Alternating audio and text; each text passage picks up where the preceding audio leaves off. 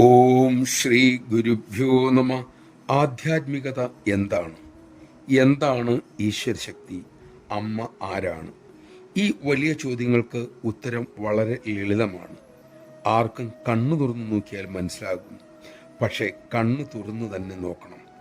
അമ്മയുടെ ഒരു ദർശന സമയം. കനത്ത മഴ, ഇടിവെട്ട്, പതിനായിരങ്ങൾ ഒരു ദർശനത്തിനായി തടിച്ചുകൂടി നിൽക്കുന്നു. തികഞ്ഞ അസൗകര്യങ്ങളാണ് അവരുടെ ചുറ്റിനും. അവർ അത് സ്നേഹപൂർവ്വം അവഗണിക്കുന്നു. ഈ മഹാപുരുഷാരം തടിച്ചുകൂടി നിൽക്കുന്നത് എന്തെങ്കിലും കിറ്റ് കിട്ടുമെന്ന് കരുതിയല്ല. ഇത് രാഷ്ട്രീയ പാർട്ടിയുടെ സമ്മേളനവുമല്ല. വേദിയിൽ സിനിമാ താരങ്ങളോ മറ്റ് പ്രശസ്തരോ ഇല്ല, മീഡിയകളും ഇല്ല.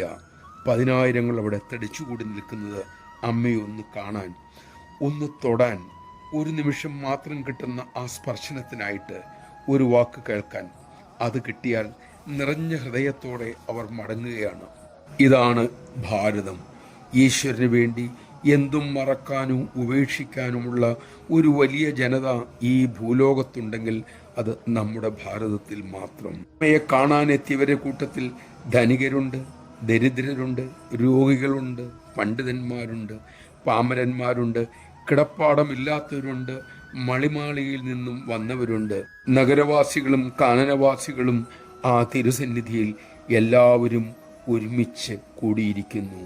ഇവിടെ അവർക്കെല്ലാമായി ഒരു അമ്മയും ഇരിപ്പുണ്ട്. ലോകത്ത് എവിടെ അമ്മ ചെന്നാലും ഇത് തന്നെയാണ് സ്ഥിതി. ഇതിൻ്റെ പേരാണ് ആധ്യാത്മികത.